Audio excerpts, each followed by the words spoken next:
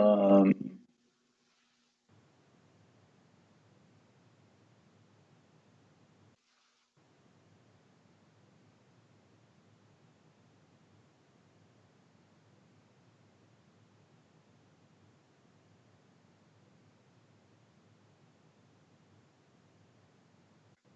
bueno,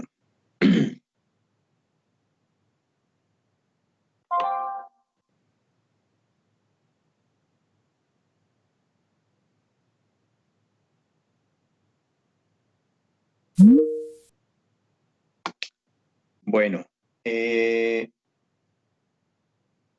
¿Qué platicamos el día de ayer, José Carlos? Sí, doctor. Estuvimos platicando sobre las principales causas sociales de las enfermedades y tocamos o abarcamos un poco de lo que es el COVID, ¿no? Lo que más influenció en esta pandemia para la disipación de la misma. Muy bien. De hecho, para el próximo viernes me van a traer precisamente, me van a enviar a mi correo electrónico la primera tarea ahí de su sílabus, que es los determinantes sociales del COVID. Me los envían, por favor. Ahí sí no hay límite de, de extensión. Le pueden poner si quieren portada. No se les olviden las referencias, si lo van a señalar de ahí, y si no, pues para que se apoyen en algo, ¿no? ¿Cuáles son los determinantes sociales de esta pandemia? Y lo pueden hacer por país, a nivel mundial, pues lo van definiendo en qué partes, ¿no? O puede ser aquí local también. Muy bien, Doctor, una pregunta. ¿sí? Soy Diana Leverda hablando. ¿Usted consideraría que nuestro país se encuentra en el enfoque latinoamericano o en el anglosajón del artículo que leímos ayer? Pues realmente que nuestro país, geográficamente, dentro de la geografía eh, eh, física, podríamos decir que pertenece a Norteamérica. Sin embargo, estamos culturalmente más cercanos a Latinoamérica. El detalle es que nuestro México, aunque políticamente es uno, culturalmente sí hay muchas diferencias dentro de nuestro país y es marcado los aspectos culturales del norte al centro del país y al sur propiamente, ¿no? Entonces podemos encontrar diferentes niveles de influencia. Entonces podríamos decir que aquí México es un ecotono, es una zona de transición entre ambas perspectivas. Sin embargo, culturalmente sí estamos más por el idioma mismo, para empezar, que es una forma de manifestar la cultura, más pegados al aspecto latinoamericano. Sin embargo, hay muchos detalles que si ustedes leen a algunos otros autores, al mismo Jaime Bray, a Almeida Filo, a la doctora Cristina Asa Laurel, que es otra de las ideólogas de la medicina social latinoamericana, que es mexicana de origen sueco, a veces plantea situaciones que no son necesariamente las mismas que vivimos aquí en el norte del país, ¿no? Concretamente en nuestro estado de Sonora. Habrá en algunos lugares, ¿no? Ciertas excepciones, pero a veces no compartimos la misma cosmovisión, los mismos, las mismas realidades, ¿no? Y eso lo observamos no solamente en las políticas públicas, sino también en el nivel de participación social, en los tipos de participación, en los perfiles sociales, en la distribución social, los cómo está compuesta los niveles sociales y económicos dentro del estado de Sonora y en el resto del país, o al menos en el centro y sur del país, ¿no? En estados que están al sur del nuestro. Y sí hay muchas diferencias. Entonces sí, en realidad eh, eh, todavía mantenemos ciertas distancias por la cercanía al representante más fuerte, pues, de los llamados países del norte, ¿no? Que es precisamente Estados Unidos. Entonces eso sí nos hace no completamente iguales al resto de Latinoamérica, ¿no? Nuestra visión, nuestra cultura, nuestros valores, nuestros gustos, sí se ven alterados por esa situación. Gracias. Bueno, les decía que la tarea va a ser, me la van a enviar esa a correo electrónico, a mi correo electrónico, por favor, como archivo adjunto, por favor, ¿ok? No en el texto del correo, me lo ponen como archivo adjunto, puede ser en PDF, de preferencia para ustedes, o puede ser en Word también. Y esa me la van a mandar, esa tarea, la número 1, para el próximo, pues todavía es inclusive incluyendo el viernes. Al último minuto del viernes de la próxima semana. ¿Ok? La tarea 1. Por favor. Muy bien. Muy bien. ¿Cómo ha seguido, Claudia? ¿Bien? Sí, doctor, un poquito mejor. Gracias. Ok, qué bueno. Me da gusto. Gracias. Hay que seguir cuidándonos todos, ¿no? Tomar todas las precauciones. Ahorita con estos cambios de temperatura también se mezclan muchas enfermedades también de tipo respiratorio. Así es que sí, ojalá pronto te recuperes del todo. Bueno, vamos. Gracias.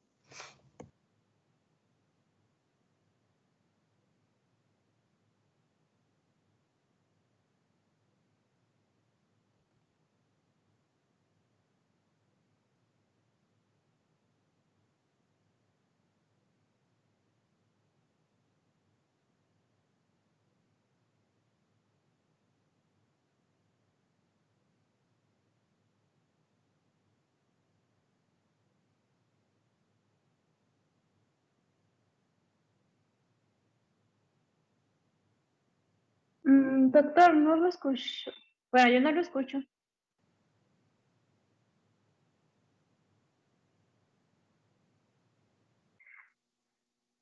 Es que no, a ver, estoy tratando perdí pantalla y perdí.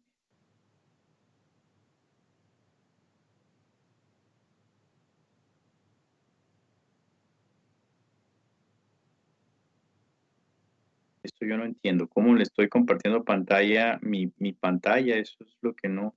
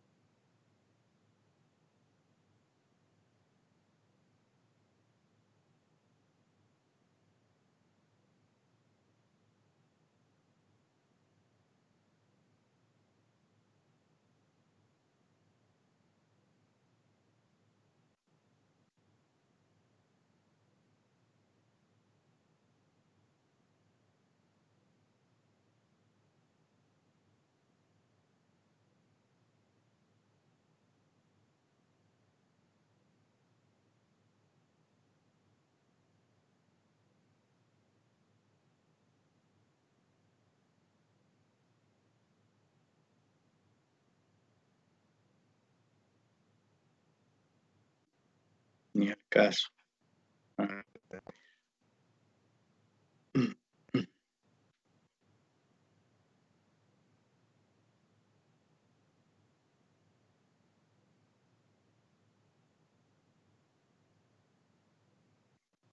¿Cómo le hicimos ayer para compartir que no fuera ventana, para que se pudiera cambiar, eh? Ya se me olvidó. Me tuve que salir y volver a abrir. Qué lata con el Teams.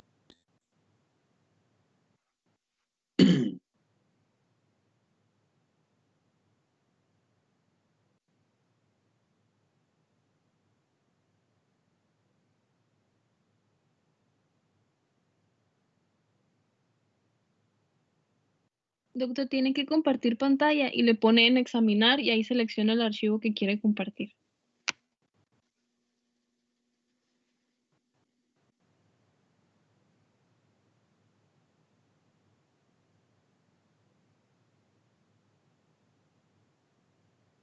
Ok, pero entonces ya no es la pantalla, aunque tengo abierto el archivo. O sea, sería compartir el archivo. O sea, el PowerPoint sería compartirlo aquí y ya lo veríamos nosotros, pues.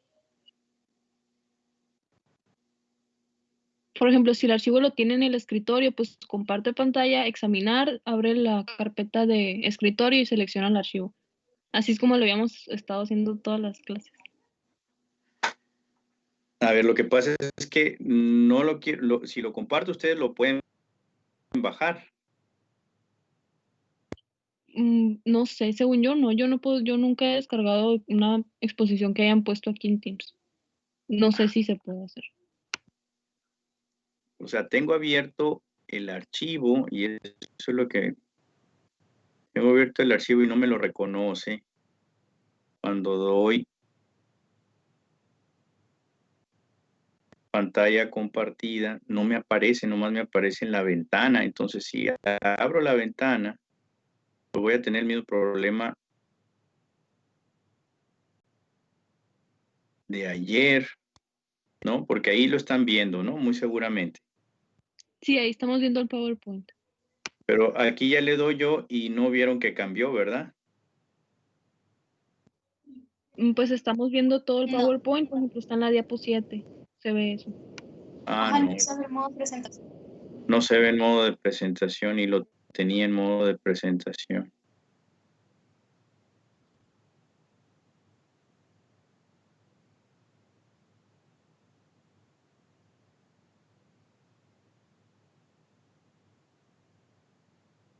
A ver, voy a volver a entrar mejor, a ver si ahora sí me reconoce. Hey.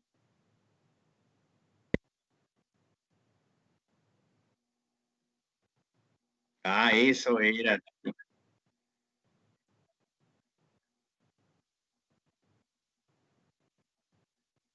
Eso era, tienes toda la razón, Eric. Es aquí el botón de Windows y me voy a Teams, me dices.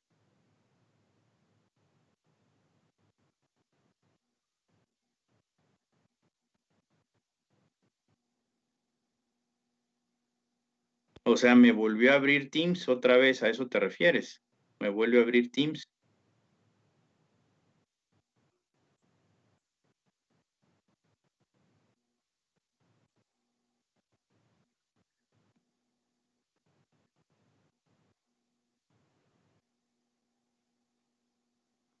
Ah, fíjate, como que me voy a tener que unir otra vez. A ver.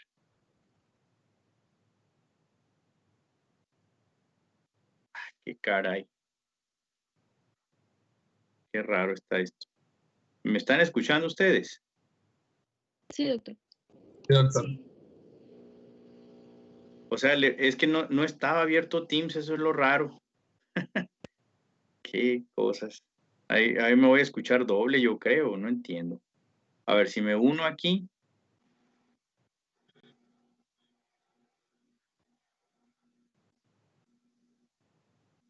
me estoy uniendo.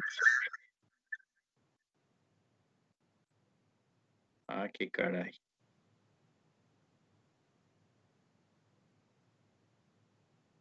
Que no aparece. sé por qué me sale. Híjole. O sea, de nada me sirvió haber tenido abierto el... Lo abrí por...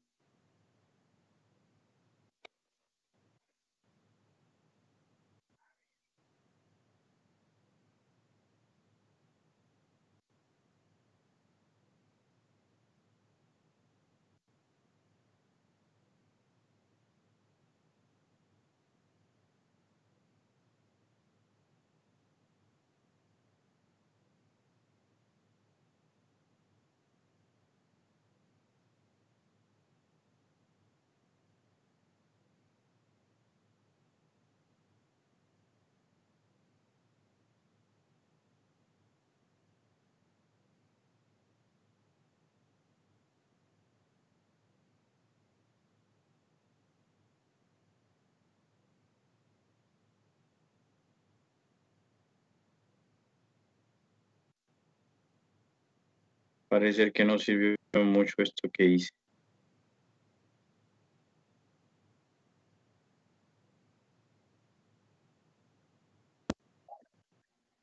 Sí, eso fue. O sea,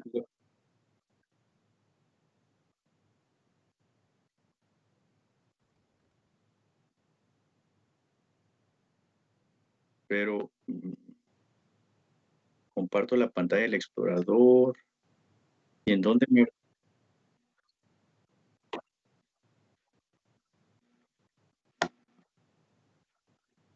Sí, yo también, pero pues ya veo que no, que tenía el... ¿Y en dónde en el explorador me aparece la pantalla, lo que es...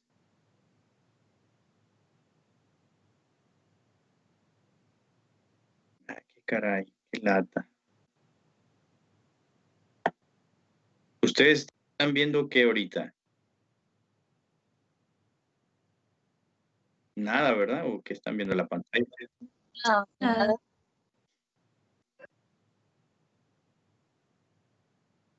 ¿Y cuál es el...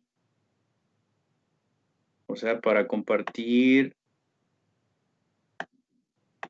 pues en el explorador.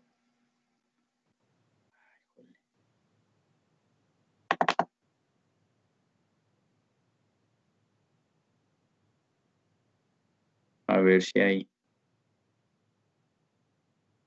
No, me sigue sin reconocer. A ver, voy a tenerme, pues otra vez salir de todo y volver a entrar.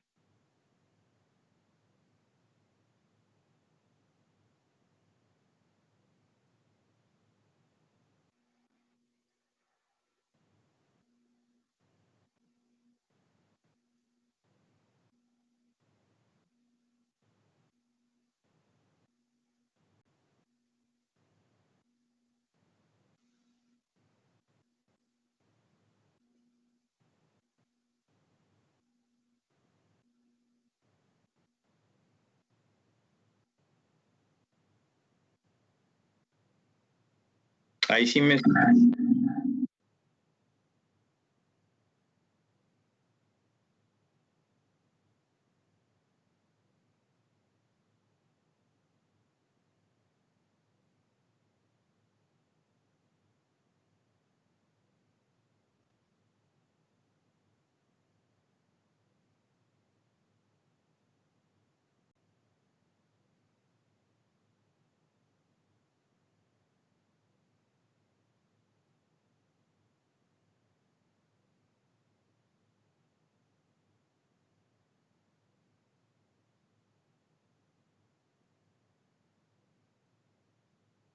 Están viendo la pantalla, ¿eh?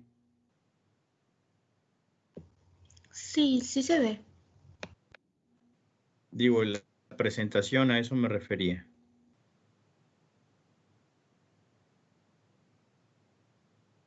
Sí, doctor. Híjole, llevamos como 20 minutos aquí perdidos. Doctor, ya nomás le tiene que poner en modo presentación de la exposición que tiene abierta. Ya no necesito hacer nada más. Fíjate, ahora no puedo bajarme para que me abra, no me reconoce el cursor aquí abajo que me despliegue el menú para poder hacer eso. F11 es para salir. A ver.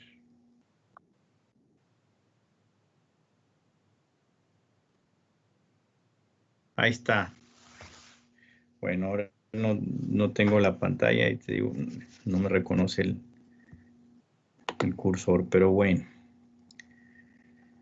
Ay, jole, después de todos estos vericuetos de la tecnología y el... Bueno, vamos a continuar.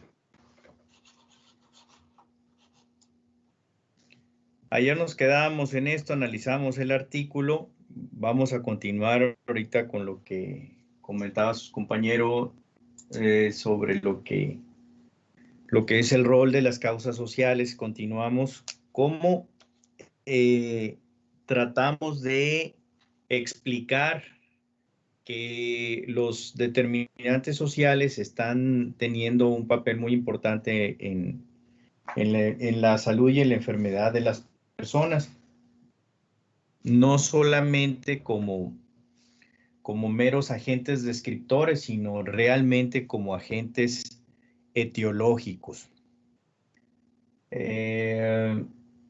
Karina, ¿estás por ahí? Sí, aquí estoy. ¿Puedes leerlo, por favor? Sí. El rol de las causas sociales. Si los aceptamos, ¿cómo los trasladamos a intervenciones eficaces que superen al discurso y a la falta de acción? Y es que esos agentes son distintos a los que hemos aprendido. No son virus, bacterias, células malignas, metabolitos. En un modo causal, ¿cómo entran los factores sociales dentro del patrón de una enfermedad?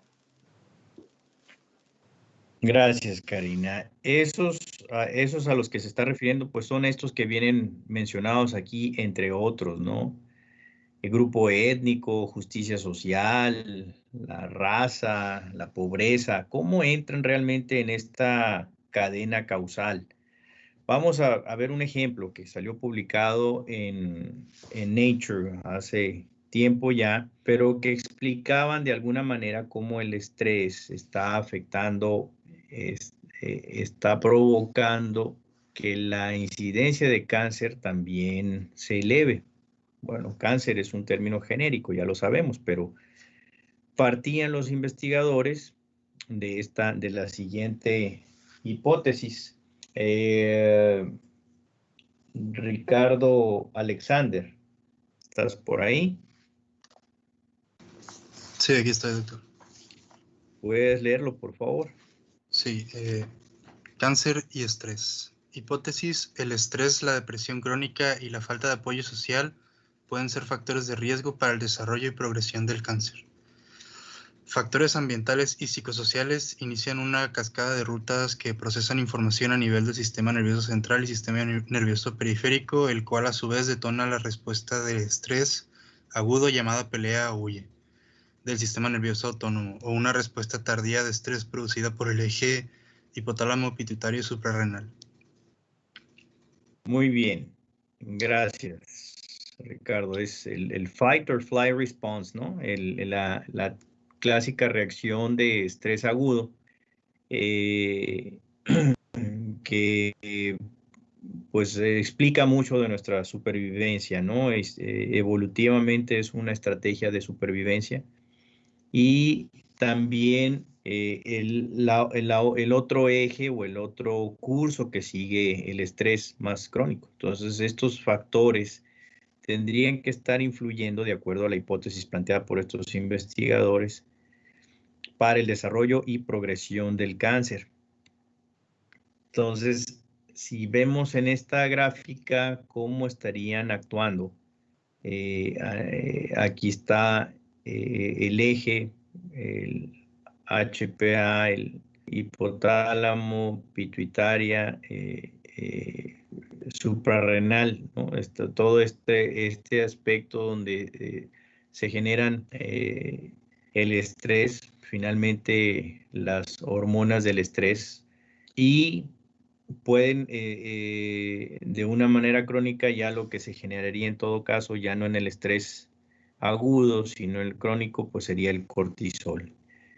Estos investigadores encontraron que se observa pues en estos mecanismos de estrés la liberación de ciertas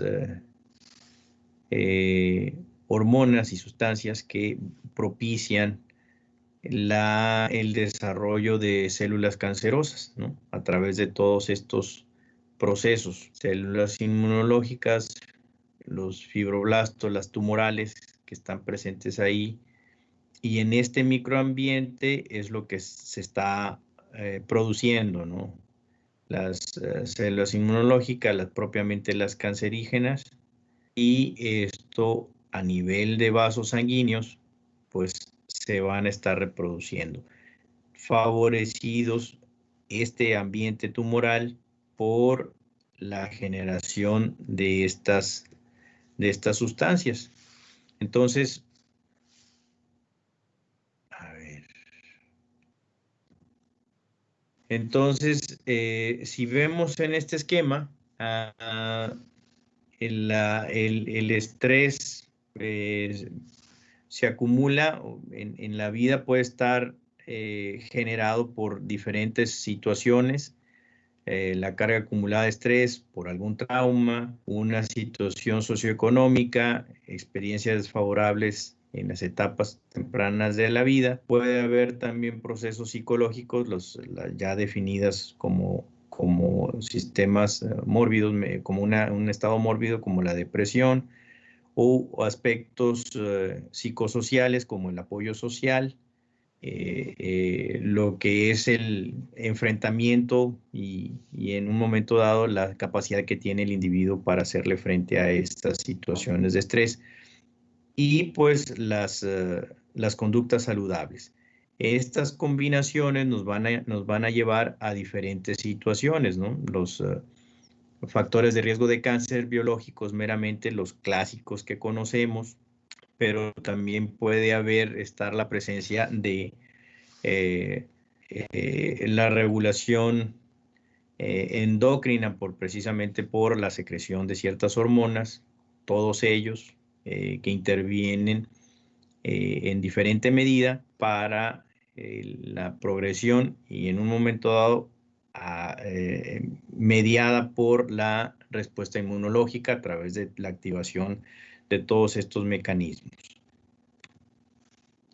Entonces, lo que vamos a encontrar ya en este esquema, o sea, primero lo que estábamos explicando es la relación de las situaciones de estrés con el inicio del cáncer, mediados por estas mecanismos biológicos y neuroendocrinos, ¿no? Entonces, estas situaciones de estrés van a generarnos esto, y estos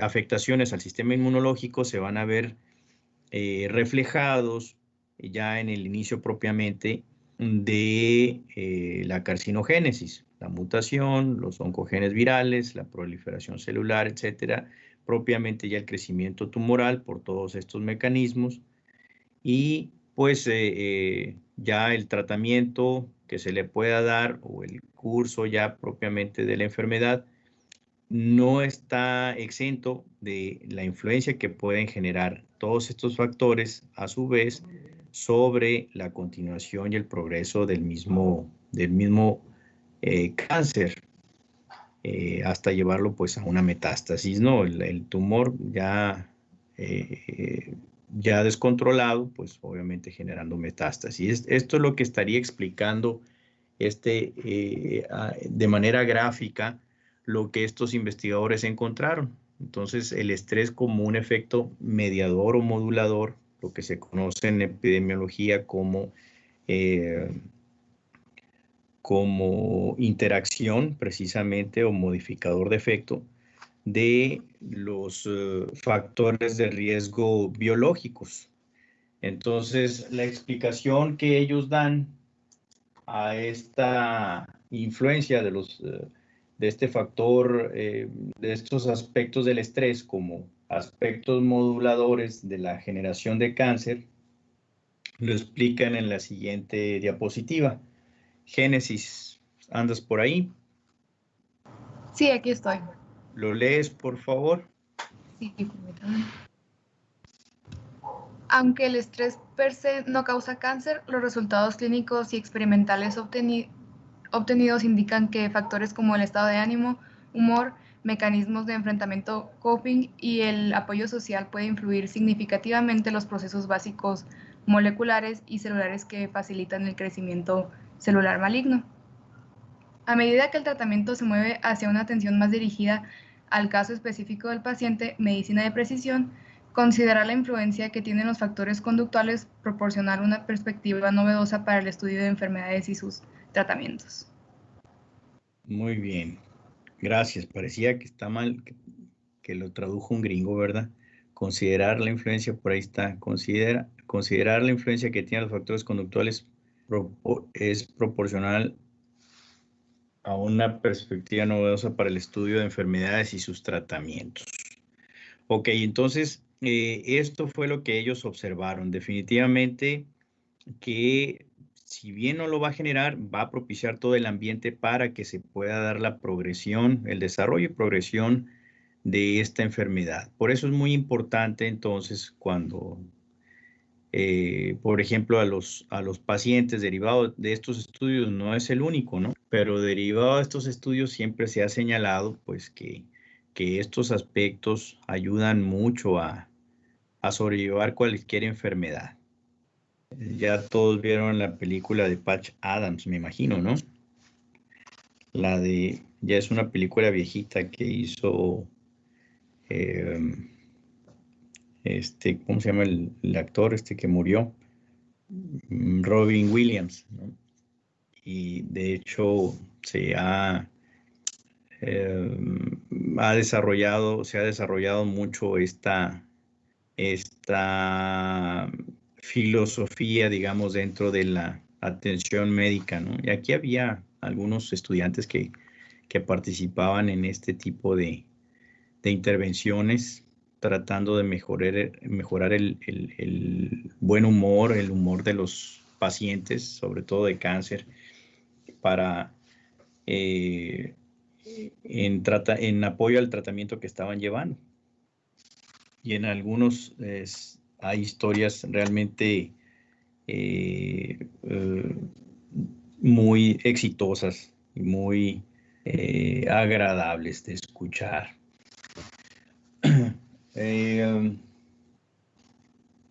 Ahora el otro Ricardo Romero, ¿estás por ahí?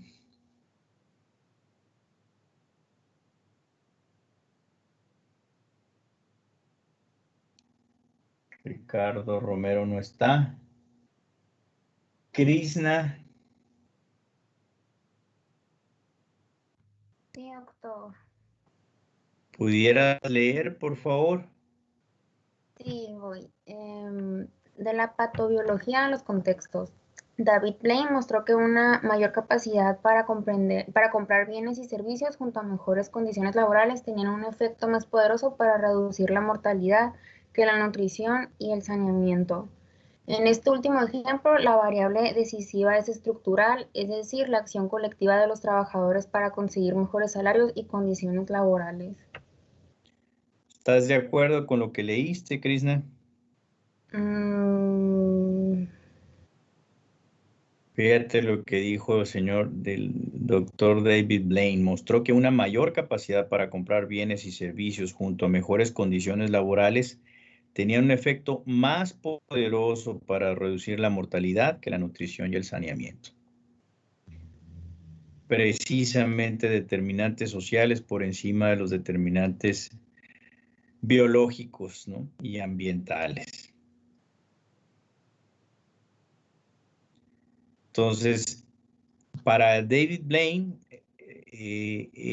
son las estructuras, son los determinantes, las variables estructurales en las cuales podemos encontrar precisamente ubicados los determinantes sociales.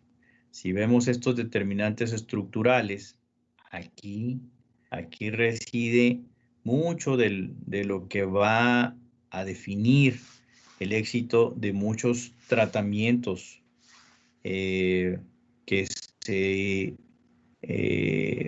brinden a personas enfermas, ¿no? A los que ya vienen aquí a utilizar los servicios de salud.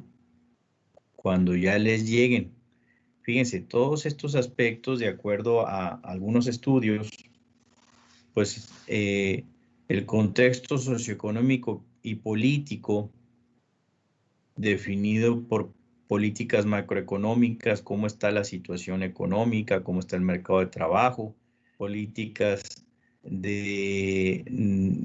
públicas de bienestar, la cultura y valores, todo esto nos va a determinar, va a estar filtrado por estos ejes de desigualdad que le llama, bueno, la misma OMS lo define como ejes también o determinantes estructurales.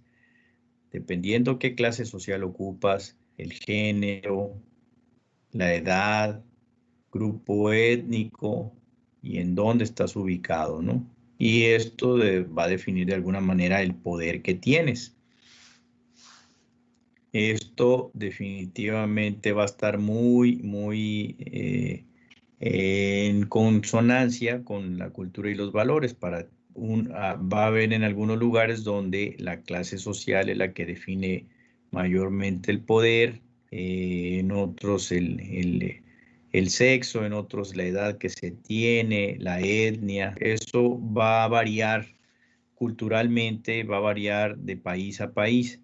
Pero todos estos determinantes estructurales finalmente tienen una influencia mayor en la salud de las personas. Fíjense esto, los aspectos biológicos únicamente los resume o los pone en este recuadro, como que dependiendo de todos estos anteriores, pues se va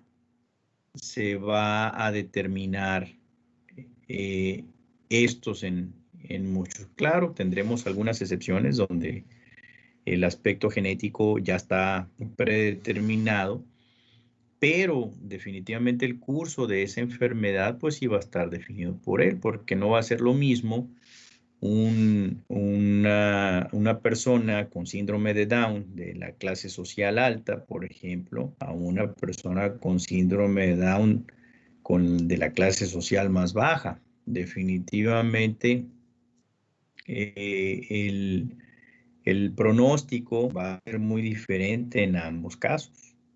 Y a eso es a lo que define o dice Blame que los determinantes sociales en ese sentido tienen mucha más influencia. Entonces, estos factores de la estructura social que estamos analizando ahí en la gráfica definen incluso la salud de las personas, de nosotros, aún antes de nacer. Cristian, ¿puedes leer, por favor? ¿Andas por ahí? Sí, doctor, ¿me escucho? Sí, señor. Muy bien. Factores sociales. Incluyen factores de la estructura social como clase, condiciones de vida y capital social, que pueden ser causa de salud y enfermedad. Esos factores son causales porque debido a su influencia hay una buena o mala salud. Por ejemplo, se sabe que el bajo peso al nacer produce resultados adversos a la salud, comparado con los recién nacidos de peso normal. Ok, entonces estos factores precisamente son las causas de las causas, ¿sí? A veces, como estamos analizando dentro de un mismo factor, a veces no nos damos cuenta de la influencia que tienen, pero definitivamente son muy importantes. Luis José. Sí, doctor, aquí estoy. Lees, por favor. Claro que sí. Los factores sociales. Conley y colaboradores en 2003 mostraron que en dos grupos de parejas, uno con altos ingresos y otros con bajos, cada uno con el mismo 20% de predisposición biológica de tener un bebé con VPN. En el grupo con alto ingreso se revirtió el riesgo biológico con una buena nutrición y cuidado prenatal. En ambos grupos, los factores sociales son causales. En el de alto ingreso bloquearon la predisposición biológica, mientras que en el de bajo, el riesgo biológico no fue contrarrestado. Ok. Seguimos. ¿Sigo leyendo, doctor? Por favor, ya que andas con el micrófono listo. Ok. Los factores sociales no solo pueden determinar si una persona se enferma o no, también pueden modelar el perfil de salud y enfermedad de una población y qué experiencias tiene la gente con la enfermedad. Por ejemplo, ¿qué piensa la gente de los síntomas de una enfermedad como la fiebre? ¿Qué piensa del contacto cotidiano con exposiciones? Los efectos directos de los factores sociales pueden desplegarse en la siguiente figura. Fíjense, ¿no? O sea, los factores sociales no pueden determinar si una persona se enferma o no, también pueden modelar el perfil de salud y enfermedad. Y es por eso que las políticas públicas de salud están encaminadas, o las de mayor impacto son aquellas que logran modificar patrones y estructuras, de tal manera que va a tener una influencia mayor en una proporción mayor de gente. Este modelito, pues ya lo hemos visto quizá en algunas otras ocasiones. Estos factores sociales, por ejemplo, ¿qué experiencia tiene la población sobre esa enfermedad? ¿Por qué se dice, por ejemplo, que en China, digo, fuera de las teorías conspiracionalistas de que decían cómo es posible que China, que allá es donde surgió el problema del COVID, a los 2 meses ya tenían controlado el problema, cuando en Italia tenían en el año pasado el pico más alto, donde estaban realmente pasándolas muy mal, ¿no? Y pues llegó también aquí al continente americano y pues con todas las consecuencias que hemos visto, sobre todo en los Estados Unidos. Entonces, ahí podríamos comparar cómo a Estados Unidos le ha costado trabajo contener y mitigar el problema, cuando China, con mayor población y con un nivel socioeconómico menor,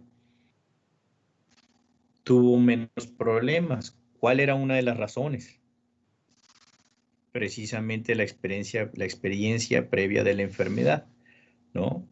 Ellos ya habían tenido un brote en el 2003 del SARS, el CoV-1, ¿no? El SARS-CoV, el síndrome agudo respiratorio, también ocasionado por coronavirus. Entonces ya esa experiencia previa los había dejado sensibilizados. No eran tan piquis para andar usando cubrebocas. Ya luego la gente de allá está más sensibilizada en este momento que la gente en Estados Unidos, incluyendo pues el resto del continente americano, para el uso de cubrebocas. Luego, patrón social de salud y enfermedad poblacional. Son cómo ejercen estos factores sociales y definen estos patrones sociales. Precisamente todas las sociedades tienen jerarquías sociales. Dentro de esas jerarquías hay variaciones en la longevidad y condiciones de salud. Los de mayor ingreso tienen mejor gradiente. Eso aplica en todas las sociedades. Entonces, digamos, aun cuando en el caso de los Estados Unidos, con un nivel de ingresos mayor que en China, digamos, por ejemplo, en promedio, este patrón social pues no favoreció por la forma en que se estaban dando precisamente los contagios. La experiencia previa, aquí pudiéramos incluso hasta poner una flecha, cómo afectó este patrón social, este comportamiento dentro de la sociedad norteamericana.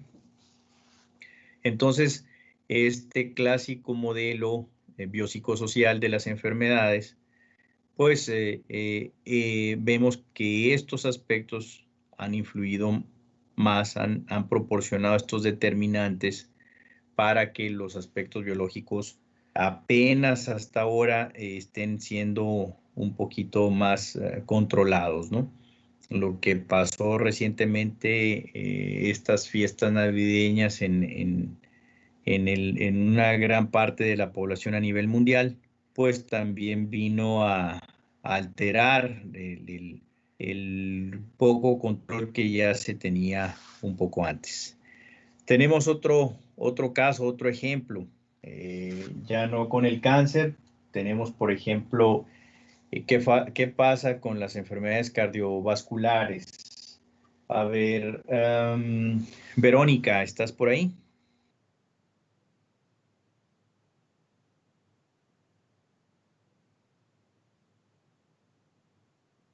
No está Verónica.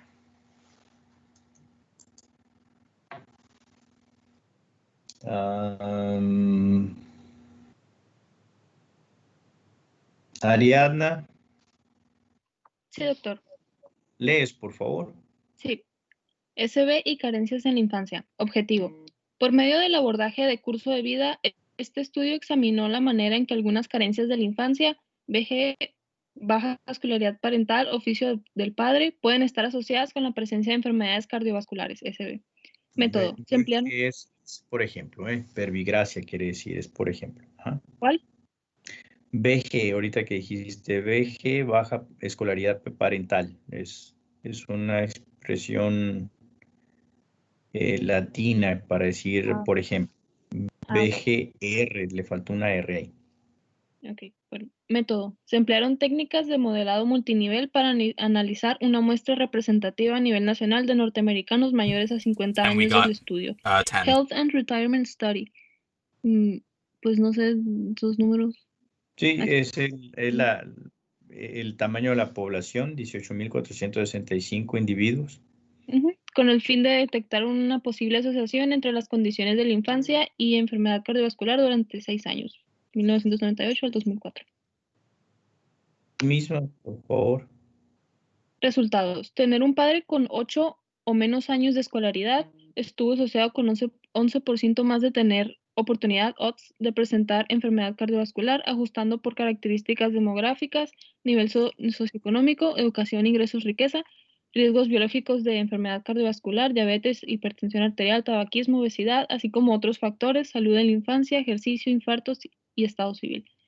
Discusión. Las políticas y programas dirigidas a mejorar las condiciones de niños pobres y sus familias pueden reducir de forma efectiva la prevalencia de enfermedad cardiovascular en su edad adulta. Fíjate, gracias Ariadna. Las políticas y programas dirigidos a mejorar las condiciones de niños pobres y sus familias pueden reducir de forma efectiva la prevalencia más adelante de las enfermedades cardiovasculares. Sí. Me dice Verónica Paredes que no pudo prender el micrófono, pero que sí está en clase. Ah, ok. Bueno, vamos a tomarlo en cuenta.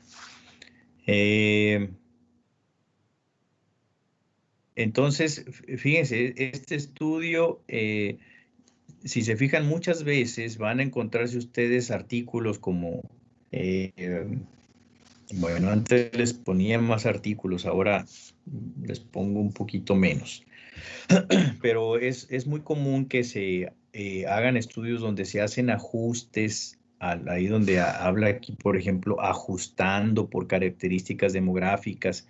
Esto significa que los tipos de modelos estadísticos que se usan para estudiar una comunidad, una determinada población por un problema X de salud, se trata, al decir ajustar, están diciendo que estamos controlando el efecto de estas variables sobre el problema que estamos estudiando, para que no vayan a confundir la asociación de interés. Aquí lo interesante es que fueron las variables de ajuste, no nomás fueron estas sociales, sino que también estuvieron tratando de establecer la relación que había entre las condiciones sociales, en este caso la escolaridad del padre, y la presencia de enfermedades cardiovasculares. Entonces, llegaron a una conclusión interesante. ¿Cómo puede mejorar las condiciones desfavorables de niños pobres y sus familias? Tendría un impacto positivo en la salud cardiovascular ya cuando fueran adultos. Tomando estos tipos de resultados de varias investigaciones que se realizaron, ¿no? Esa no fue la única, varias. El doctor Barker concibió y desarrolló una teoría que asegura y establece que muchas de las enfermedades crónico-degenerativas tienen su origen en la etapa fetal. Bueno, creo que Verónica todavía tiene problemas con su micrófono. Si no, para darle la palabra a Mariel. Si puedes leer, por favor, Mariel. No puede prender su micrófono. Verónica. Ajá.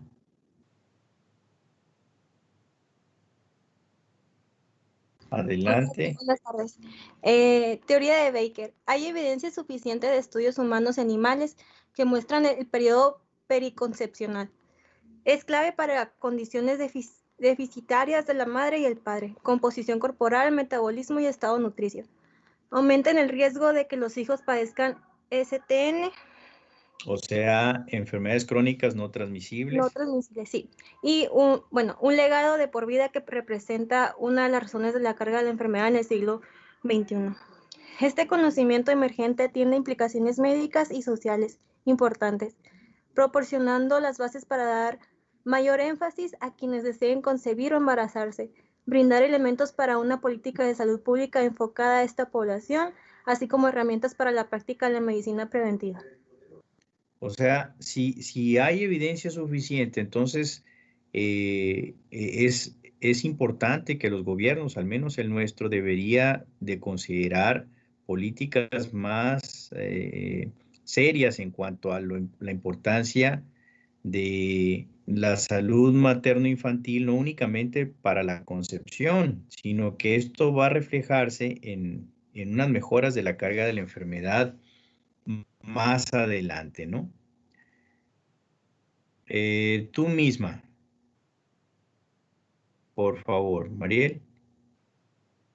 Sí, el desarrollo es maleable y sensible a condiciones de vida adversas y a los riesgos ambientales. El acceso a cuidados prenatales y a nutrición materno-fetal apropiada determina el tamaño al nacer y el crecimiento fetal. Estos cambios fisiológicos y metabólicos tempranos han sido asociados con un aumento en el riesgo de obesidad, hipertensión y diabetes en la vida adulta. Fíjense, ¿no? O sea, estos problemas que estamos ahorita, que representan la mayor carga de enfermedad en nuestro caso, en nuestro país, incluso en nuestro estado, todo, de acuerdo a estos estudios, de acuerdo a estos investigadores, se originó desde antes de nacer. Por eso esa gráfica donde dice aquí, when you are pregnant, you're also pregnant with your grandchild. O sea, si estás embarazada, también estás embarazada de tu nieto. Porque estas condiciones va a tener una repercusión. Este hijo, esta hija que va a tener esta mamá, si estas condiciones, circunstancias le afectaron a ella a su vez va a prolongar o va a ser un factor para que se continúe afectando a las siguientes generaciones. Y esto no únicamente yo me quedaría con la hipótesis de que estas son las enfermedades que puedan sobresalir. Ahorita veíamos el caso del cáncer. Hay otros factores que como especialista en salud ambiental yo les diría también la exposición a factores ambientales, pero definitivamente lo que observamos ahora, el perfil epidemiológico de nuestra sociedad mexicana es muy diferente a lo que se observaba hace 50 años. Este mismo estudio hizo estas hizo hizo un trabajo donde vio las exposiciones en 4 áreas diferentes para poder mostrar o concluir con esos argumentos. Utilizó la obesidad y la desnutrición paterna, o la obesidad y overnutrition, dice, sobrenutrición materna, y la desnutrición o mala nutrición materna también, y finalmente hicieron estas observaciones en un tratamiento de reproducción asistida. Y en todos ellos estaban midiendo pues estos aspectos que pudieran estarse modificando gracias a los factores, los determinantes sociales de los que hablamos. Y esto viene a concluir la teoría de Barker. ¿Podrías leer, por favor, Iraís?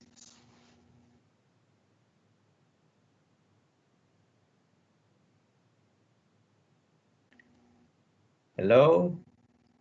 ¿Quién anda por ahí? Iraís no está conectada. Raquel. 6:30. Ya. Mande. ¿Pudieras leer esa diapositiva, por favor? Sí. Dice, la carencia en la infancia se asocia con condiciones de pobreza y exposiciones a tóxicos y a contaminantes, los cuales aumentan el riesgo de enfermedades en los niños.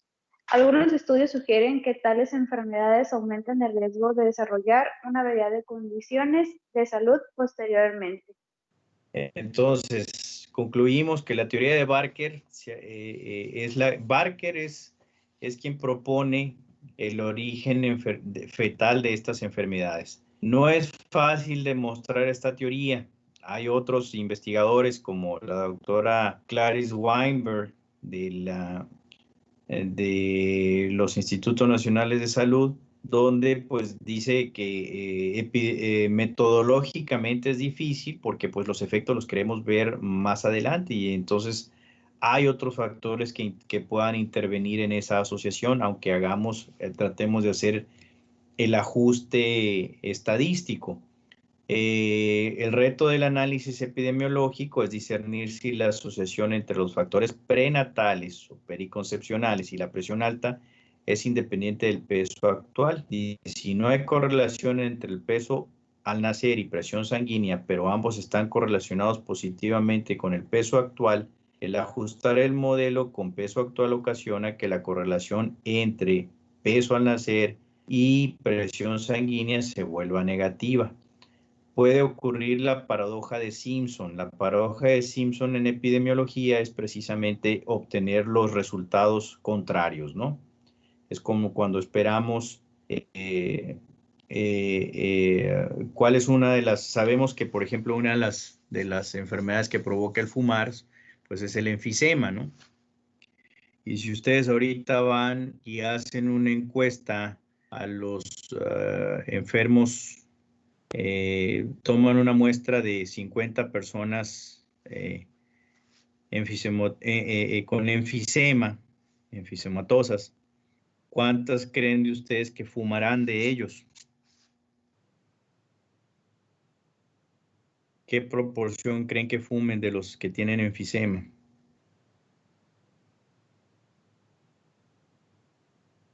¿Estoy hablando solo, o hay alguien allá?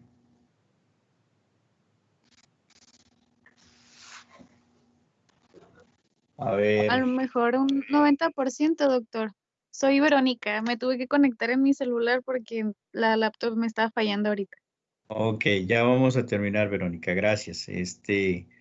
Pues te sorprenderías, pero te aseguro que yo creo que muy cercano a cero de los que tienen enfisema fuman. El detalle ahí es que pues precisamente si vas a conseguir los enfermos a través de la lista que te pasen en el hospital, pues lo primero que les va a prescribir el médico es que dejen de fumar. Obviamente esto no es tan fácil, pero si entre más graves estén, pues menos fuman ya, porque ya no les produce el placer que les producía anteriormente. Entonces, eso es lo que se le llama paradoja de Simpson. Tú estás viendo, sabes que hay una relación causal, pero al momento de hacer un estudio de tipo transversal, te encuentras que la asociación es exactamente inversa. Entonces podrías pensar, hombre, los enfisematosos, o sea, los que tienen enfisema no fuman, entonces no puede ser que provoque enfisema el fumar.